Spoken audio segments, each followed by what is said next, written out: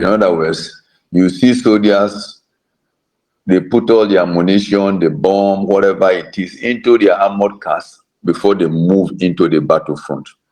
How does that relate with you, me, and 2024 or 2025, or about life generally? What it simply means is that it is always good that you get prepared for the year. Get prepared ahead. You know, we talk about in life, we say he's lucky.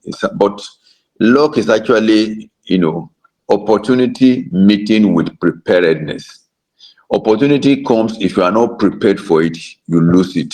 But when you are prepared for it, you hit it. And that is when they say, oh, you are lucky. Some will say you are lucky. But for me, yes, there is a God factor in whatever happens to you in life. But I don't think it is also luck. What people call is actually preparation. People prepare for certain things. Jesus was on earth for 33 years, but he used 30 of those years to prepare. And by the time he hit ground, he was running. In 3 years, he could complete his mission. So what am I saying? We've been on this. Yes, some of you are just joining us, but some have been with us over a year now, thereabout. And we've said a lot of things about 2024. And as far as I'm concerned, 2024, yes, almost come to an end. Yes, you could do last minute hitting, but it is better we spend time to prepare for 2025 so that it is not by January, first week or second week, we are now preparing for 2025. Let 2025 not happen to us. So for the couple of opportunities that we have ahead of this remaining 2024, what I'm going to be doing most likely is to be preparing us, for next year. Preparing us for next year. Are we having connection problem? At the time we were 5, now we are back to 3. Okay, so I sent a joker and I was saying that those are true life stories, that the best countries, that is the countries, when you rate the country with a higher life expectancy, a lifespan, in other words, averagely, how long do the people in that country live? I gave the 3 top countries as Hong Kong, Japan, and Italy. That in these countries, you see a lot of old men. In fact, nobody dies before, except it is my accident or maybe something happens. When they die below 80, it is abnormal. They have an average life expectancy above 84 in Hong Kong, Japan, and in Italy. But unfortunately, on the other side of it is a country like Nigeria, that as you have the top 3 with high life expectancy, to be Hong Kong, Japan, and Italy, the lowest countries with the lowest life expectancy happens to be Chad, Lesotho, and Nigeria.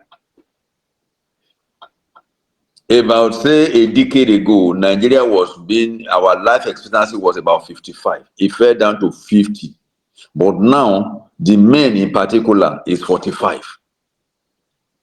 So, you ask me this question, what has that got to do with us? We realize that a country like Japan, in fact, Japan used to be the country with the highest life expectancy. We realize that apart from their diet, what they eat, and they eat mostly, food from plants. They live long, but they also have a principle they call ikigai. Ikigai is Ikigai. Ikigai. But let me not, Ikigai comes in at the middle. We may be able to cover Ikigai today, but let's start from the beginning of the class.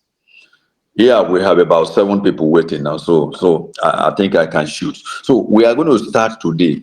We will come to know that your life expectancy, how long you live, how well you live, is a function of you fulfilling your purpose in life. So we are going to start by first of all talking about purpose. So I welcome you, ladies and gentlemen, to today's class, purpose.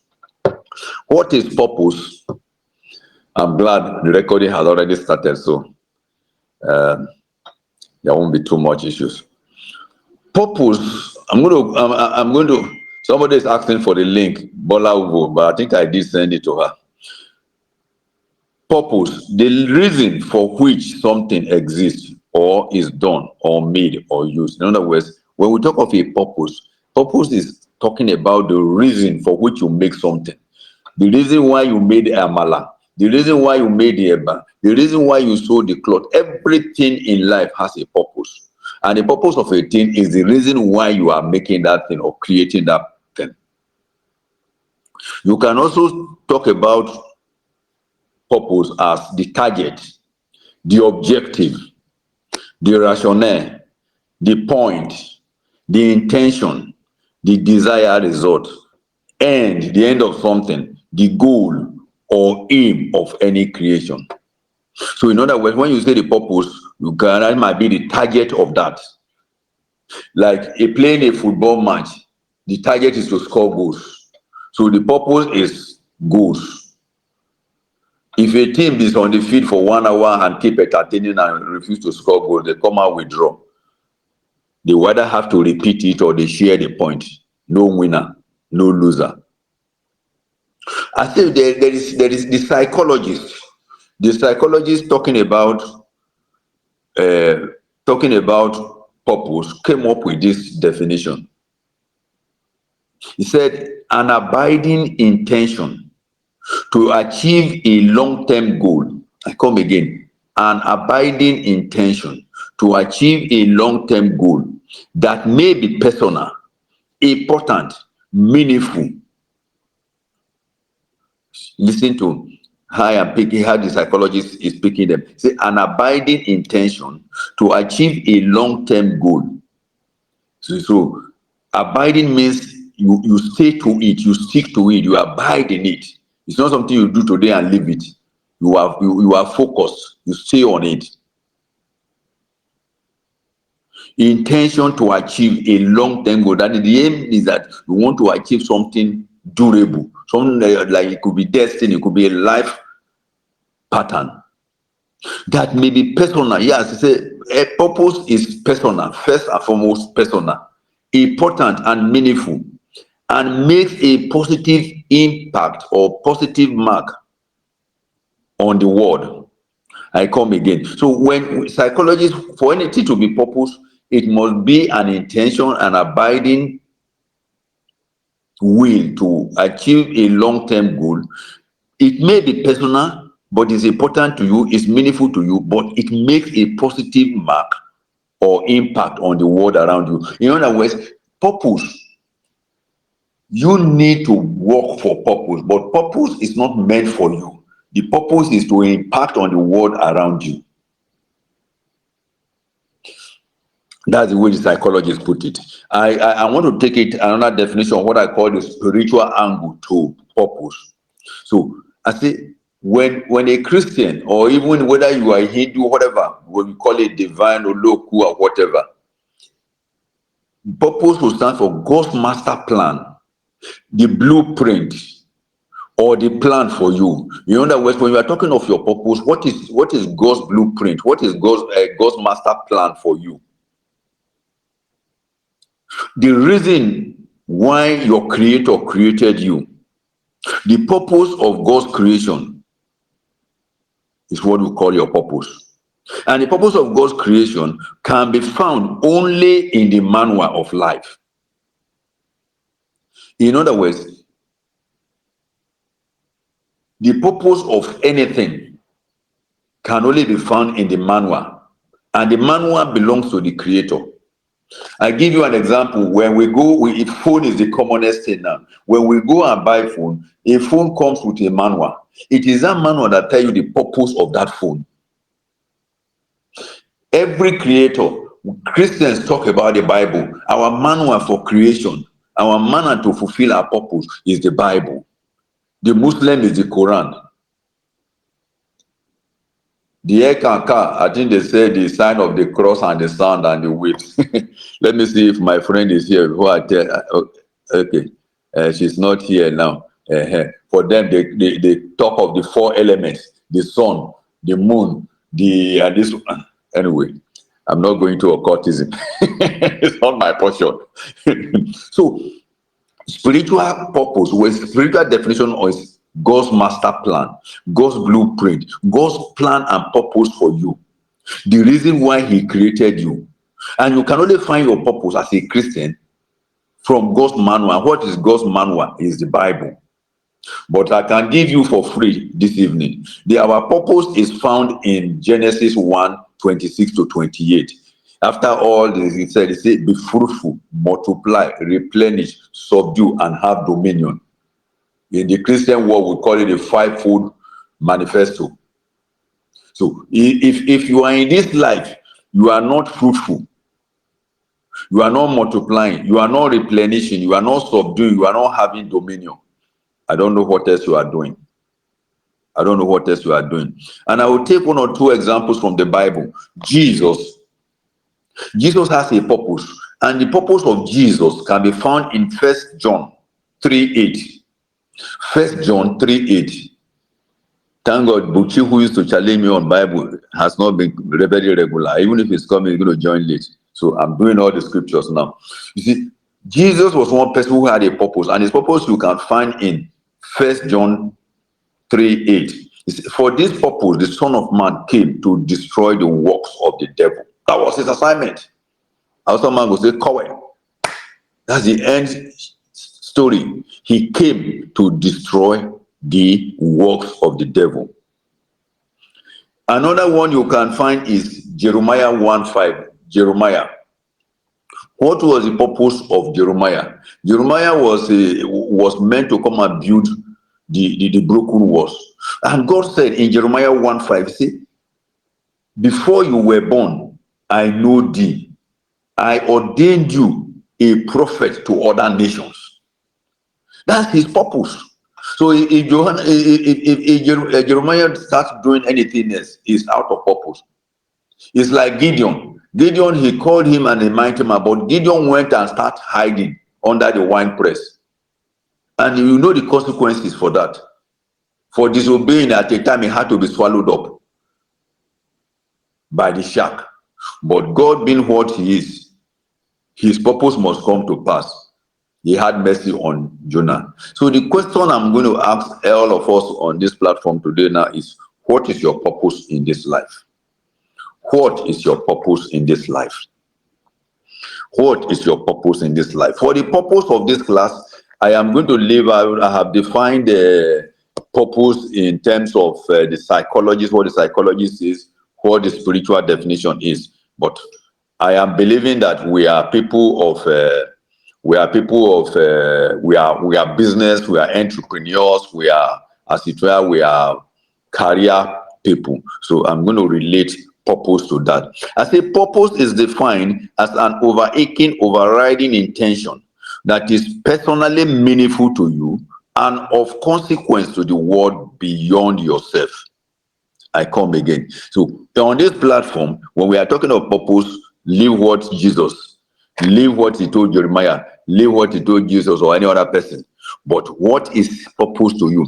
Purpose is your overarching, that is overarching, over, ARCHING, overriding, you know what I said, abiding intention. So that is the supremo purpose, the supremo assignment, the top of the top list of your assignment. That's what we are saying, overarching or overriding. That's the main thing. So purpose is defined as the main thing or the main intention that is personal to you, meaningful to you, but it has consequences on the world around you. In other words, your purpose is personal, but your purpose has a consequence on the world around you. You will come to know why the world around you must always come to play. I said your purpose can help you organize your life. In other words, if you don't find your purpose in life, you become disorganized. You become disorganized. For those of us who are just joining us, I've just said that as far as I'm concerned, 2024 has come and gone. And I gave a proverb that you don't start preparing for war when you're already at the battlefront. In other words, from now till end of December, what I will be doing is preparing us for 2025. So if you are going to 2025 without knowing your purpose, it's difficult for you to succeed. I say your purpose can help you organize your life, or your purpose can give you a clearer picture or direction in life. Thirdly, your purpose can motivate you and keep you on track. I like Jeremiah, for instance, in the Bible. He said the purpose of God, the assignment of God was like fire burning in my bones. I was restless. In the case of Jesus, he told Peter, his favorite, I say, "Get behind me, Satan." The leader of his disciple now became an enemy because he was saying something contrary to his purpose. So your purpose help you to resist challenges, temptation, and yet remain focused. That was exactly what Jesus was telling Peter. But because of his purpose, he saw Peter, even when they took cutlass and cut off the man that was to kill him, they cut the ear of the man. He replaced it. If you understand your purpose, every challenge or temptation that comes along way will not take you away. It will not derail you. You will remain focused. I say God created you for a reason, wired you with abilities, talents, gifting for that purpose. Every creation was created for a purpose, but several of us are walking out of purpose, living out of purpose because we have not discovered our purpose. It's good to see Pamela today. Welcome. Good evening, sir. Good evening, house. Welcome. You know, I quote here, it's a scripture. He said, "I alone knows the plans I have for you. Plans to bring you prosperity and not disaster. Plans to bring about the future you hope for. Then you will call to me. You will come and pray to me, and I will answer you. You will seek me and you will find me because you seek me with your heart, because you seek your purpose."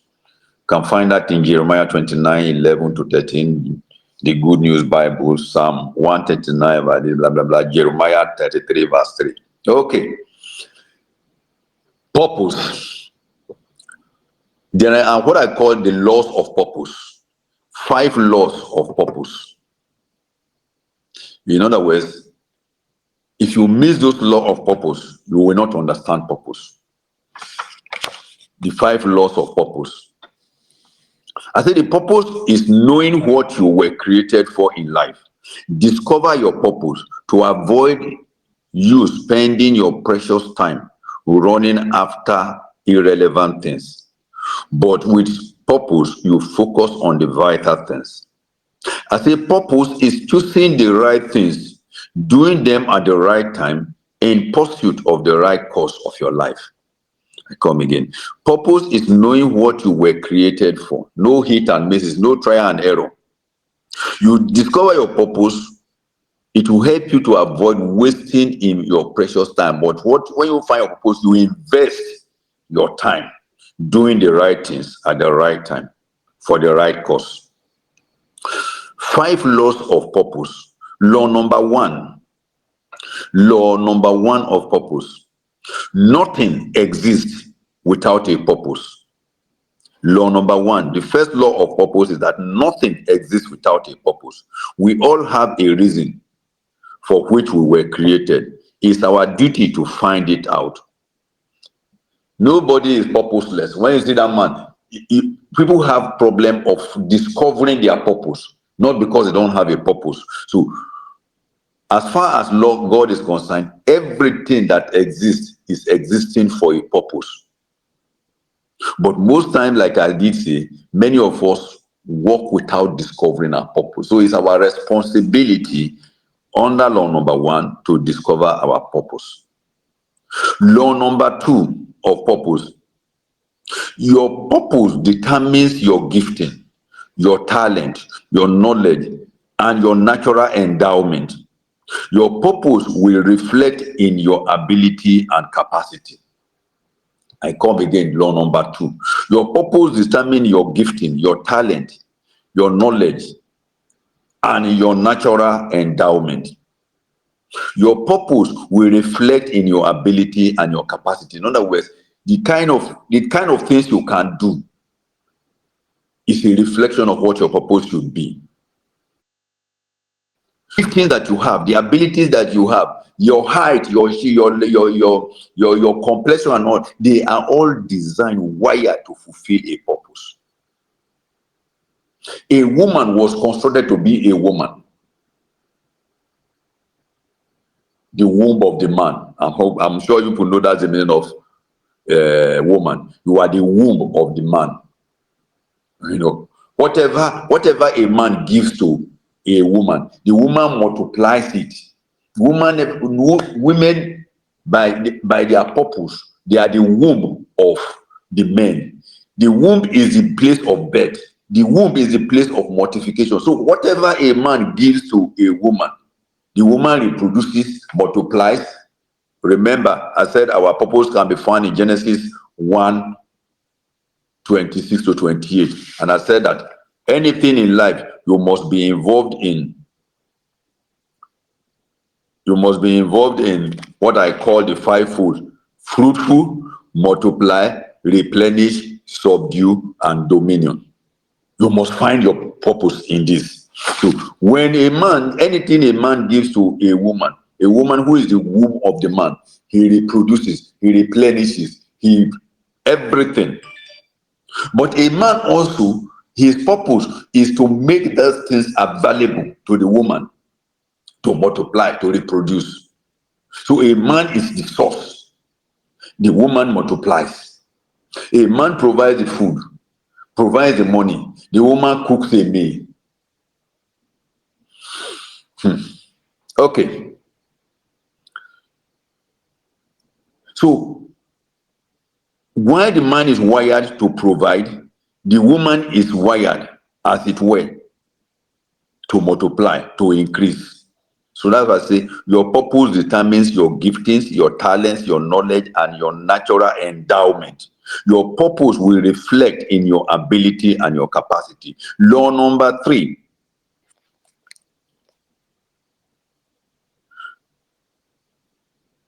No human determines his purpose, but we have the responsibility to identify it. You as a person, you cannot determine your purpose. It is your God, your creator, who determines your purpose. But it is your responsibility to identify your purpose. Your purpose is created by God, determined by God, but it's for you to identify your purpose. I say purpose is the exclusive reserve of our maker or the manufacturer. Like the phone example I gave, once a phone comes out of the factory, it goes with a manual. Your AC goes with a manual. Your car goes with a manual. A manual will always come from, as it were, from the manufacturer. You find your purpose inside the manual provided by the creator or the manufacturer. If you are buying a phone for the first time and you don't open the manual, you won't even know how to put it on, not to talk of how to use it. It is the manual that will guide you. You buy electronics, the same thing. So The creator or the manufacturer determine your purpose, but it is for you to identify. It's for you to open the manual and discover it. Law number 4 of purpose. Law number 4. Failure is a name for not fulfilling purpose. You know that when you say somebody has failed, what you are simply saying that that person has not fulfilled his purpose. Success or significance is fulfillment of purpose. When you say, oh, that guy is successful, that guy is a significant guy, man. He's leaving legacy behind. You are simply saying that that guy is fulfilling purpose. Fail to fulfill your purpose, you pale out to its significance. In other words, when you fail to fulfill your purpose, you become oblivion. You disappear. Nobody remembers you.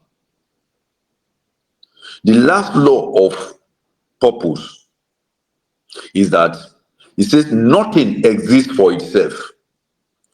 The law of purpose says that nothing exists for itself. Your purpose is to serve others. In other words, everything God created, the purpose is not for that thing to serve itself. The purpose is to serve others. God is a relationship person.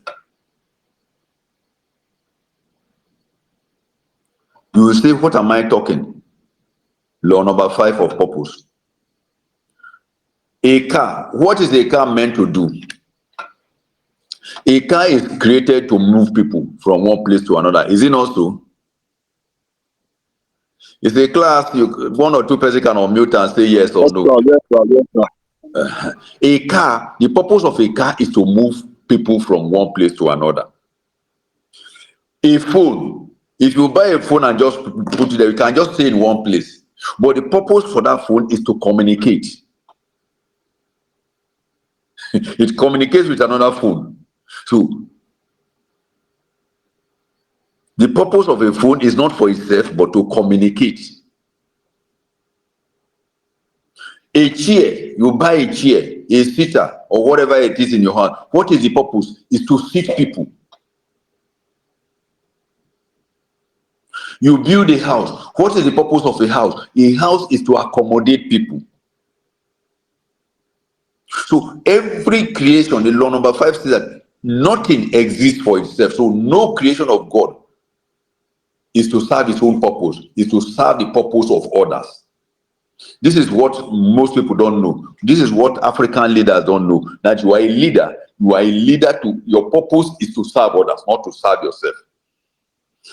You wonder why leaders fail in Nigeria or in Africa. Because when they go there, they see it as a place to serve themselves. But they are breaking the law number 5 of purpose. Nothing exists for itself. Your purpose is to serve others.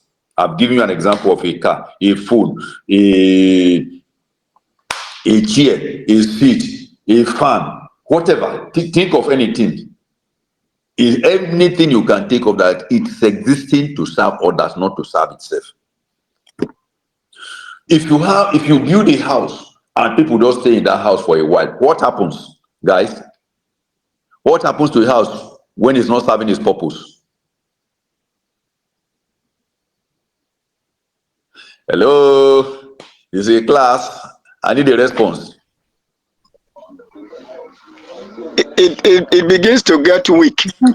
It dilapidates. It depreciates. Yes. It depreciates in value and everything. So it means it's not serving its purpose. So everything is created to serve others. That is the purpose. So, but when you have anything, you park a car for a long while, what happens? You next time you go there, you to kick it won't work. The plugs won't work. The wheel won't even roll because it's not serving its purpose. The car is not meant to sit down in a car park. So those are the 5 laws of purpose. Number 1, nothing exists without a purpose. So don't say even a madman in his madness has a purpose. Have you seen a madman walk 20 kilometers? But when night comes, he goes back to the same place where he usually sleeps. He is not mad to the point that he doesn't know his home. Law number 2, your purpose determines your gifting, your talent, your knowledge, or even your natural endowment. It means your purpose will always reflect your ability and your capacity. Law number 3,